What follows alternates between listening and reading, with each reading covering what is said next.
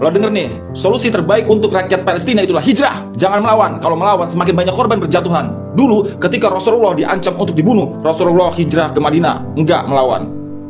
Sekarang lo yang dengerin gua. Kalau pola pikir lo kayak gitu, Indonesia nggak bakal merdeka. Indonesia akan tetap dijajah hingga sekarang karena tidak melawan dan menyerahkan tanah air ini ke penjajah. Ketika itu, Bung Karno sekaligus Presiden Republik Indonesia menanyakan kepada Kiai Hasyim Asy'ari, apa hukum mempertahankan negara ini dalam melawan penjajah? Saat itu, Kiai Hasyim menjawab bahwa hukum mempertahankan negara adalah wajib alias fardu ain. Bayangkan kalau ulama-ulama kita dulu berfatwa tidak usah mempertahankan negara ini, lebih baik kita hijrah saja, maka sudah dipastikan Indonesia tidak akan merdeka. Indonesia akan tetap dijajah dan ditindas sampai sekarang. Saat itu banyak korban berjatuhan dalam mempertahankan tanah air. Yang ada di dada mereka hanyalah merdeka atau mati. Allahu Akbar. Lagian, analogi lo menyamakan dengan hijrahnya Rasul ke Madinah itu nggak nyambung. Rasulullah dan orang-orang mukmin saat itu bukan terjajah soal wilayah, bukan soal mempertahankan tanah air. Beda konteks. Coba lo belajar lagi tentang Syirah Nabawiyah. Kalau pola pikir lo kayak gitu, ngapain juga Rasulullah capek-capek berperang melawan kaum kafir Quraisy? Tapi kan, niat gua kan baik, biar gak banyak korban. Mending hijrah saja.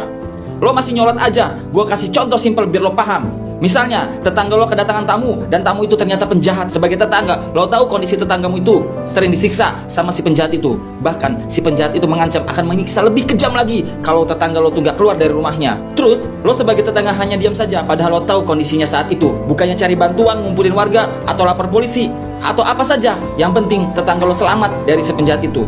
Dan si penjahat itu bisa pergi dari rumah tetangga lo itu. Tapi lo hanya diam saja, seakan-akan membenarkan apa yang dilakukan penjahat itu. Dan lebih parahnya, lo berkoar-koar di media sosial. Halo guys, tetangga gua sekarang lagi ditawan sama penjahat. Bodohnya tetangga gua itu nggak pergi saja dari rumahnya, malah mempertahankan rumahnya. Di mana hati nurani lo? Tetangga lo nggak butuh itu. Lo kasih saran kayak gitu dengan waktu yang gak pas. Sama halnya teman lo masuk rumah sakit karena penyakit paru-paru, udah sekarat, lo datang untuk jenguk malah berkoar-koar. Sok-sokan nasihatin temen lo. Lo sih ngerokok aja, kan gue udah bilang jangan ngerokok. Sekarang kena kan akibatnya, bentar lagi lo juga bakal mati. Padahal temen lo lagi sekarat. Bukannya memberi semangat buat yang lagi sakit, malah jatuhin semangat hidupnya. Makanya pikir-pikir lagi kalau mau ngomong. Lo perhatikan ini, dari Abu Hurairah radhiyallahu anhu, ia berkata bahwa ada seorang yang menghadap Rasulullah SAW. Ia berkata, wahai Rasulullah, bagaimana pendapatmu jika ada seseorang yang mendatangiku dan ingin merampas hartaku? Beliau bersabda, jangan kau beri padanya. Ia bertanya lagi, bagaimana pendapatmu jika ia ingin membunuhku? Bunuhlah dia, sabda Rasulullah. Bagaimana jika ia yang malah membunuhku? Engkau dicatat syahid, jawab Nabi SAW. Bagaimana jika aku membunuhnya? Ia yang di neraka, sabda Nabi Muhammad SAW. Hadis riwayat Muslim nomor 140. Itu baru perihal harta. Dan yang kita bicarakan ini tanah air. Untungnya ulama kita dulu tegas, walaupun sejengkal gak boleh tanah air ini dilepas. Makanya kalau pas pelajaran sejarah itu jangan mabal aja. Sekarang lo paham kan? Oh ya, satu lagi.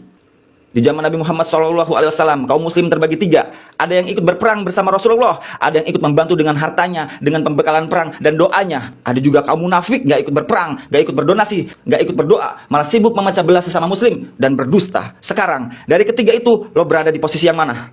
Jawab.